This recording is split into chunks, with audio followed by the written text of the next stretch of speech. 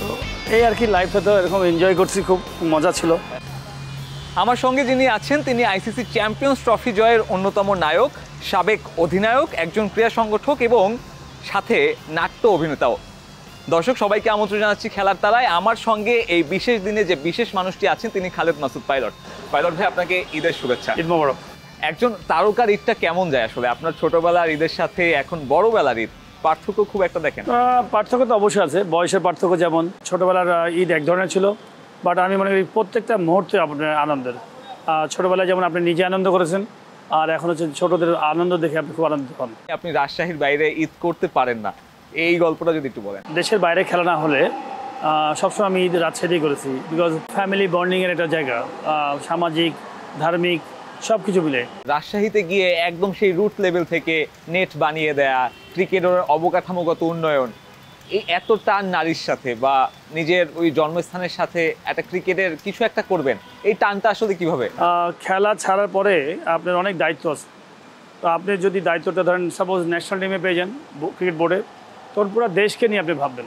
কারণ আমি একজন ন্যাশনাল টিমের প্লেয়ার, আমি যদি আমার রাজশাহী থেকে নিয়ে চিন্তা করি, যে কিনা সিলেটে আছে সিলেট নিয়ে চিন্তা করে, কেউ চিটাগাঁয়ে আছে চিটাগাঁকে নিয়ে চিন্তা করে, খুলনাকে নিয়ে চিন্তা করে, এক একজন একটা প্লেয়ার, তাহলে কিন্তু আমার মনে হয় যে ট্যালেন্টগুলো হারিয়ে আসবে। কিন্তু ফিনান্সিয়ালি একটা সাপোর্টের দরকার, একটা ব্যক্তিকেন্দ্রিকভাবে সেটা সম্ভব না। আমি যতটুকু শুনছি আপনি জেলেদের দিয়ে ওই নেট বানানোর কাজটা করেছেন। মানে সবসময় তো দেখা যায় অবস্ট্যাকলস থাকে, প্রতিবন্ধকতা থাকে, সেটা ওভারকাম করার জন্য আপনি অনেক ইনোভেটিভ ওয়ে। না, আমি সব জায়গায় কিন্তু একটু কাজ করি, ইনোভেটিভ আইডিয়া।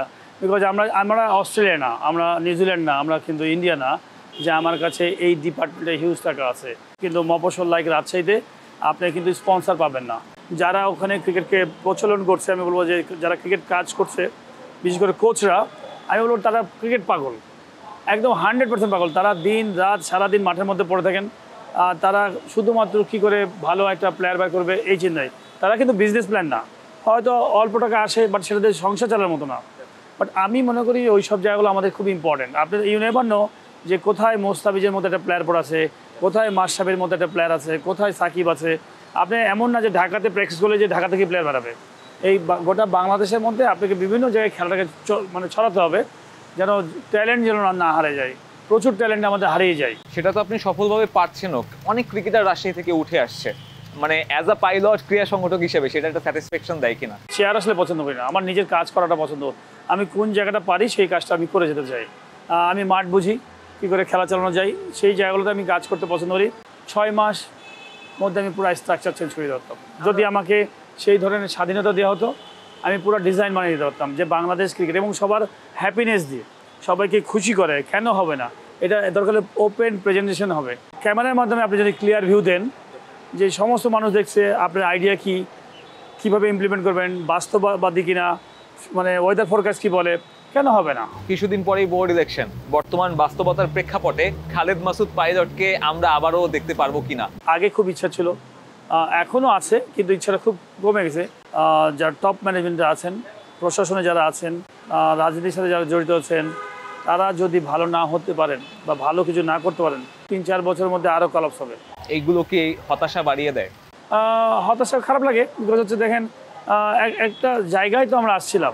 আমার বাংলাদেশের খেলোয়াড়দের কিন্তু অনেক ভালো সেন্স আছে, শুধুমাত্র সেন্সিবল প্লেয়ারগুলোকে আমরা নিয়ে আসতে পারছি না। আমরা গতানুগতিক প্লেয়ারগুলোকে নিয়ে আসছি, কিন্তু মেধার যে বিকাশ হবে সেই জায়গাগুলো আপনার নষ্ট করে দিয়েছেন। ঢাকাতে লিগ হয়, এই লিগগুলো ম্যাক্সিমামই কিন্তু আপনি জানেন যে নষ্ট লিগ। আম্পায়ার দিয়ে বিগত 7-8-10 বছর ধরে আপনি নষ্ট করেছেন। বড় টিমে খেললে আপনি কোনো আউট নাই। তো এইভাবে করে তো চ্যালেঞ্জ নাই, ওই প্লেয়ারটা শিখে আসছে না, ও তো শিখবে নিচ থেকেই। ফলে যখনই ইন্টারন্যাশনাল ম্যাচ খেলতে যাচ্ছে রান করছে না, তো তাকে তো আমি শিখাই নিয়ে আসতে পারছি না। তো অনেক বড় গ্যাপ। আপনি কি কখনো ট্রাই করেছেন যে সব ডিস্ট্রিক্টে একটা করে চিঠি পাঠায় ক্রিকেট বোর্ড থেকে যে আপনার এলাকায় আমাকে একটা 20 বিঘা জায়গা দেন, আপনারই জমি হবে, ডিসির আন্ডারে থাকবে, আমি আপনার ক্রিকেট অবকাঠামো উন্নয়ন করে দেবো ক্রিকেট বোর্ড। ওই ডিসির আন্ডারে ওই জেলার আন্ডার থাকবে, মনিটরিং করবে হচ্ছে ক্রিকেট বোর্ড। ওখানে কোচ থাকবে। ওই মাঠে আপনি বিকেএসপিতে যেমন চারিদিক দিয়ে প্রাচীর দিয়ে ঘেরা 2টা ড্রেসিং রুম, কয় টাকা লাগে? ওই মাঠে খেলা হবে আন্ডার 14, আন্ডার 16, আন্ডার 18, ওখানকার ডোমেস্টিক লিগ, মাগুরার ধরনের ডোমেস্টিক লিগ, প্লাস আপনি ওখানে একটা একাডেমি করে ফেলবেন, যে ডিস্ট্রিক্ট কোচ আছে তার আন্ডারে 2টা কোচকে দিয়ে কর্মসংস্থান, যে আরও কোচ দিয়ে আপনি একাডেমি একটা পুরো হেডকোয়ার্টার বানিয়ে ফেলবেন ওটা। বাংলাদেশের বিসিবি একটা ধরেন সোনারগাঁ বা সেরাটন বিভিন্ন হোটেলে 100-150 মানুষের কর্পোরেট হাউসের প্রোগ্রাম ডিনার, সবাইকে ওয়েলকাম করেন যে আমরা গোটা বাংলাদেশের এতগুলো মাঠ আমরা বিভিন্ন টিম কোম্পানিগুলোকে আমরা দিব। এবং আমি শিওর যে প্রত্যেকটা কোম্পানি নিবে, তাদেরকে যদি ভালো মতো মানে অপরচুনিটি দেওয়া যায়, আপনি তাদেরকে ভালো ভালো খেলাগুলোতে টিকিট দেন, সুন্দর মানে অনার করেন যে বক্সে আপনি ফ্যামিলি নিয়ে খেলা দেখবেন, আপনি কোনো টিকিট করা লাগবে না। আপনি যখন সম্মান করবেন, ওনারা হিউজ টাকা ইনকাম করে, ওনাদের কাছে এই 2-1 কোটি কোনো টাকা না, তো তাদেরকে সম্মান করতে হবে। তো ক্রিকেট বোর্ড ওই সম্মানটা করে না।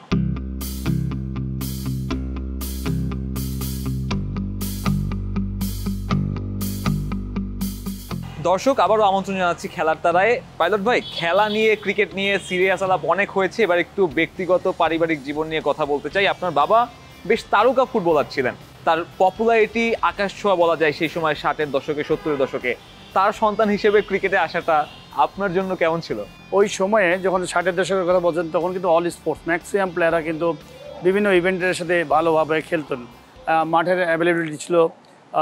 আব্বা যেমন ফুটবল খেলতেন, ক্রিকেট খেলতেন, ভালো ব্যাডমিন্টন খেলতেন, এবং সবচেয়ে বড় কথা হচ্ছে আমাদের পুরো পরিবার ছিল স্পোর্টস ওরিয়েন্টেড। দুজন শ্রীলঙ্কান প্লেয়ার আমাকে দেখেছে, পিক করেছে, মনে হয়েছে তাদের যে আমার মধ্যে একটা সুন্দর সম্ভাবনা আছে, আমাকে তারা ঢাকা নিয়ে যায়। আস্তে আস্তে করে একটার পর একটা সিঁড়ি বেয়ে বেয়ে আন্ডার-19, 18, তারপরে বাংলাদেশ টিম। চ্যাম্পিয়ন্স ট্রফি জয়ের পরে একটা হুট করে একটা অনেক পপুলারিটি, এবং সেই সময় বলা যায় পাইলট একটা সেন্সেশন। যখন মালয়েশিয়ায় খেলছি, ফিলিং তো গুড, আমরা নিজেরা হেভি এনজয় করছি, বাট বুঝতে পারছি বাংলাদেশে হেভি রং মাখামাখি হচ্ছে, এই হচ্ছে রাস্তাঘাটে সব জায়গায় রং টং পটকা ফুটাচ্ছে, এবং কেউ নাকি মাইন্ড করছে না। আমরা যখন আসার পরে আমার কাছে মনে হয় যে মানুষের যে ভালোবাসা আসলে অতুলনীয়, আপনি চিন্তা করতে পারবেন না, এর চেয়ে বড় পাওয়া জীবন আর কিছু নাই। ফাইনালে আপনার দুটো ছয়, খুবই ঐতিহাসিক ছয়, শ্বশুরবাড়ির লোকজনকেও পটিয়েছিল এরকম একটা রিউমার আছে, এইটা পেছনের কাহিনী। আমাদের খুব অল্প সময়ের মধ্যেই সম্পর্ক হয়ে বিয়ে হয়, বাট শ্বশুরবাড়ি থেকে মেনে নিয়েছিল না, আমার বাসা থেকে একটু প্রেশার ছিল, আমরা আলাদা করে বিয়ে করে আলাদাভাবে ছিলাম। আমি যখন খেলতে চলে গেলাম, তো তারপরে যখন ভালো ফেললাম, তখন স্বাভাবিক যে কোনো মানুষের মন গলাটাই স্বাভাবিক। আমার শ্বশুর মশাইয়ের মন গড়লো, এবং উনি অনেক ভালো সেলিব্রেশন করেছেন, পুরা বাসা লাইটিং টাইটিং করে আমাকে ওয়েলকাম করছিলেন। ওই মহল্লাতে ম্যাক্সিমাম মানুষ আমাকে ওয়েলকাম করেছে। তো সব কিছু মিলে আমার কাছে মনে হয় খেলাধুলা আপনাকে এক করে। আপনি গ্লাভস হাতে একটা সেন্সেশন ছিলেন, এবং এখন পর্যন্ত বাংলাদেশের ইতিহাসে আপনি সর্বসেরা উইকেট কিপার। আপনি নিজের এই কিপিংটা মানে আপনাকে মোটিভেট করেছে কিভাবে? যখনই কোথাও খেলতে গেছি ন্যাশনাল টিমে, প্রত্যেকটা উইকেট কিপারের কাছে আমি গল্প করতাম, তাদেরকে বন্ধু বানায় ফেলতাম। ধরেন গিলক্রিস্ট কিপিং করছে, তার সাথে তার রুমে যে ড্রেসিং রুমে যে বসে আড্ডা, মঈন খানের সাথে খেলা হয়েছে যখন, মঈন খানের সাথে বসে আড্ডা। তো প্রত্যেকটা এনভায়রনমেন্ট খুব ইম্পর্টেন্ট, আপনি আসলে কি করতে চান। তো এই প্রত্যেকটা মুহূর্তকে আমি আমার লাইফে কাজে লাগানোর চেষ্টা করেছি। তো আপনাকে চিন্তা করতে হবে, ওদের মতো স্বপ্ন দেখতে হবে যে আমি যদি গিলক্রিস্টের মতো হতে পারি কিনা, আমি ম্যাকুলামের মতো হতে পারি কিনা। যখন আপনি ওরকমভাবে ট্রেনিং করবেন, তখন আলটিমেটলি আপনার কাছাকাছি যেতে পারবেন। একজন উইকেট কিপারের দায়িত্বটা অনেক বেশি থাকে, চাঙ্গা করা, অপোনেন্টকে একটু স্লেজিং করা। আপনিও তো নিশ্চয়ই অনেক। আমি মাস্টার ছিলাম, স্লেজিংয়ের মাস্টার ছিলাম। আমি স্লেজিংটা খুব এনজয় করতাম। তো আপনি যখন একটা ইন্টারন্যাশনাল লেভেলে খেলতে আসছেন, তখন তো আপনাকে কিছু না কিছু কথা আসবেই, আপনাকে মাইন্ড গেম খেলবে, আপনার মাইন্ডে কতখানি দুর্বল। আপনার দু একটা মুহূর্ত যদি শেয়ার করতেন দর্শকদের সাথে। যেমন সচিন টেন্ডুলকারের কথা বলি, স্লেজিং করার চেষ্টা করছি, অনেক মনোযোগ চেঞ্জ করার চেষ্টা করছি, সে কথায় বলে না, এদিকে আমার দিক তাকায় না, আমি বলে যাচ্ছি, সে কিন্তু আমার দিক তাকায় না। এই মানে মানে সে এমন একটা ভাব যে সে কিছু শুনতেই পারছে না, কিন্তু আমি বুঝছি তার কানে যাচ্ছে। তো এই জানে যখন 50 রান করে ফেলেছে, তখন আমার সাথে কথা শুরু করেছে। সে যখন কনফিডেন্ট হয়ে গেছে, সেট হয়ে গেছে, তখন আমার সাথে কথা বলা শুরু করেছে। আপনি যে আমাদের ইনজামুল হক পাকিস্তানের, তো পাকিস্তানকে গ্যালারি থেকে সবাই আলু বলতো। ইনজি ভাই, ইয়ে সব গ্যালারি में क्यों आलू क्यों बोलता है आपको? আর তো উনি খেপে একা, ও তো মেরা ছোট ভাই কথা মানে যেটা খেপে, আমি চাচ্ছিলাম তো ওরকম খেপুক, বিকজ খেপালে পরে না উনি না কিছু ভুল করবে ডিসিশন নিতে। কিন্তু এগুলো পার্ট অফ ক্রিকেট। আপনি যে একটা মানুষকে ডিস্টার্ব করে কি করে আপনি তার মনোযোগটাকে হারাবেন, যে আপনি স্লেজিং, মানুষের বিভিন্ন রকম কথা, এটাকে আপনি ভিতরে না নিয়ে কীভাবে নেবেন, সেটা কিন্তু খুব ইম্পর্টেন্ট। আমরা অনেক সময় একটা মানুষের একটা কথা বলেছে, দাব করে মনের মধ্যে নিলাম, দেখা গেলো যে মানুষটা ইচ্ছা করে মিন করে আপনাকে বলেছে আপনাকে ডিস্টার্ব করার জন্য অথবা আপনাকে ছোট করে ফেলার জন্য। তো আপনাকে বুঝতে হবে যে না, আমি এই মানুষটার কথাটা নিবো কি নেবো না। তবে ক্রিকেটার না হলে কি হতেন? আমার আর্মিতে খুব ইচ্ছা ছিল। আমার ছোটোবেলা থেকে আমি একটু ডান পিঠে ছেলেছিলাম এবং অ্যাকশনগুলো খুব ভালো হতো। আমি রাফ অ্যান্ড টাফ পছন্দ করতাম। কখনো কি এই যে অভিনয় জগৎটাকে সিরিয়াসলি আপনি এখানে? না, অভিনয় আমি কখনোই অভিনয় সিরিয়াসলি নেই নাই। বিকজ আমাকে যখন অফার করেছিলেন প্রায় মাসখানেক ধরে অনেক দিন যোগাযোগ করে করে করে আমি ভাই পারবো না, আমার ভাষাগত প্রবলেম আছে, প্লাস অভিনয় করতে গেলে আপনি রবীন্দ্র স্টাইলে কথা বলতে হয়। এই তুমি কি দেখেছো আমায়, আমার দ্বারা রোমান্টিক কথা হবে না। বাট আমার সাথে কো অ্যাক্ট্রেস ছিলেন অপি করিম ম্যাডাম, উনি অনেক বড় অভিনেত্রী। উনি আমাকে প্রচণ্ড হেল্প করে দিয়েছেন, নার্ভাসনেসটা কাটা দিয়েছেন যে পাইলট ভাই আপনি শুধু, আমি কথা বলবো, আপনি শুধু আনসার দেবেন। ব্যাটিং করা নাকি অভিনয় করা, কোনটা বেশি টাফ? ব্যাটিং তো সহজ, বিকজ আমি তো এই লাইফেই ছিলাম। অভিনয় করা কঠিন। আর সবচেয়ে বড় অভিনয় একটা বোরিং জিনিস আছে, যে আপনি একটা অভিনয় একটা দুটো লাইন বললেন, বলার পরে হয়তো আধা ঘন্টার রেস্ট, কি প্যাক আপ, লাইট চেঞ্জ, এই যে ধরেন আপনি সারাদিনে হয়তো দেখা গেলো 10টা শট দিয়েছেন, সারাদিন শেষ।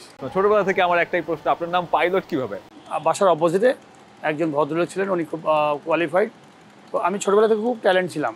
তো ওনার শখ ছিল যে আমি আপনারা যে বড় হয়ে আমাকে পাইলট বানাবে। তো উনি নিজেই শুধু পাইলট বলে ডাকতেন। তো পাইলট বলে ডাকতে ডাকতে ডাকতে ডাকতে মানুষের ওই মহল্লায় সবাই ওই পাইলটটা যেহেতু কমন নাম হয়ে গেছে, পাইলট পাইলট বলে ডাকতো।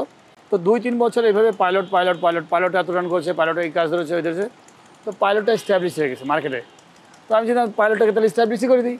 পরে জাতীয় দলেও সেই নামটাই ব্যবহার করলেন। পাসপোর্টের মধ্যে ঢুকাই দিলাম। পাসপোর্ট তো এসে ঢুকালাম তো 16-17 বছর সময়। দেশের ক্রিকেটকে কোন জায়গায় দেখতে চান? আপনার সেই চূড়ান্ত উইশটা কি? শুধু আমাদের স্বপ্ন, আমাদের ইচ্ছা যে বাংলাদেশ টিমটা যেন খুব সুন্দর একটা কালচার থাকে, এই কালচারটা দেখে যেতে চাই, এটা আমার স্বপ্ন। 100% অনেক সম্ভাবনার দেশ। এই দেশে প্রচুর ভালো ভালো ট্যালেন্ট প্লেয়ার আছে, ভালো অর্গানাইজার আছে, শুধুমাত্র প্ল্যানিংয়ের অভাব। বিজনেসের মতো চিন্তা করতে হবে যে আপনার বিজনেসে কোন জায়গায় কোন মানুষটাকে ইউজ করতেন। তো বোর্ডটাকে নিজের ভাবতে হবে, যিনি বা যারা আসবেন তাদের ভাবতে হবে যে এই ক্রিকেট বোর্ডটা, আমাদের ক্রিকেট বোর্ড কোন জায়গাতে কোন মানুষটাকে নিলে সে ভালো দিতে পারবে এবং ক্রিকেট বোর্ডেও ভালো কিছু পাবে। পাইলট ভাই, এই বিশেষ দিনে আপনার অনেক ভক্ত, সমর্থক, অনুরাগীদের জন্য যদি এই ঈদের কোনো বার্তা দিতে চান? না, ঈদ তো অবশ্যই খুবই আনন্দের আমাদের মুসলমানদের জাতির জন্য। বাট একটা মনে রাখবেন, আনন্দ তো অবশ্যই করব, বাট এটার মনে রাখতে হবে যে আপনার ডানে বামে আপনার অনেক বন্ধু বান্ধব, আত্মীয় স্বজন, সবাই হয়তো কেমন অবস্থা আছে খুব ইম্পর্টেন্ট। সবাইকে নিয়ে ভালো থাকাটা খুব ইম্পর্টেন্ট। সবার জন্য ঈদ মোবারক। আপনাকেও ঈদ মোবারক এবং সময়কে সময় দেওয়ার জন্য অসংখ্য ধন্যবাদ। দর্শক, আজকের আয়োজন এই পর্যন্তই। দেখা হবে অন্য কোনো পর্বে, অন্য কোনো অতিথি নিয়ে। ততক্ষণ পর্যন্ত সময়ের সঙ্গে থাকুন এবং সবাইকে আবারও ঈদের শুভেচ্ছা, ঈদ মোবারক।